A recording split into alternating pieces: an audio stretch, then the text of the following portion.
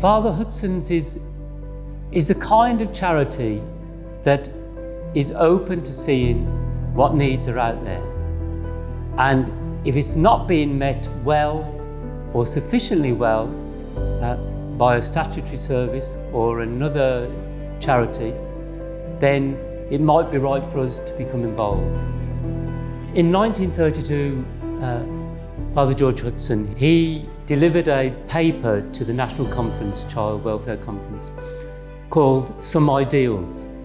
I love this little booklet because the 5 ideals that he espouses in there are still relevant today, which is incredible because in some ways it demonstrates to me just how radical he was. And if you were to open this booklet, the first thing that you would notice is the word freedom. That's his first ideal. Father Hudson's is a family of services and associated charities.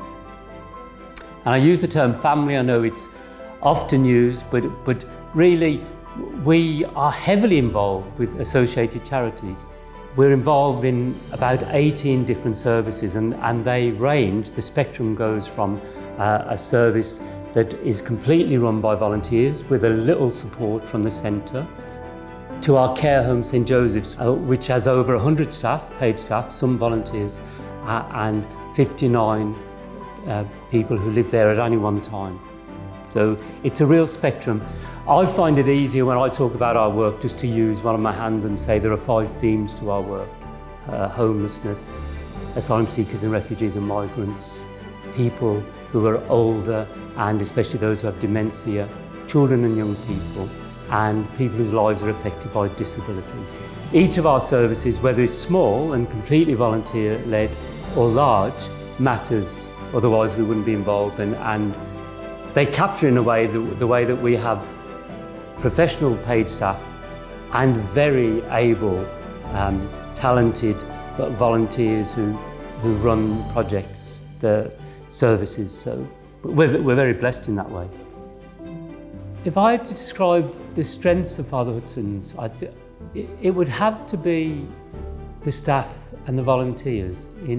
They choose to come here, but it allows them the freedom to work in a way that they think best uses their skills and talents. Same with volunteers. If you're looking for a place to volunteer, I would be surprised if we couldn't find something. Because we're involved in so many different areas, I think we have a lot of options for people who want to volunteer. My hope for the future is that our staff and volunteers, our partners and our trustees don't live in fear, don't become afraid, because that prevents you seeing what is out there. And my hope is that people will not give up at the first challenge, because there will always be that.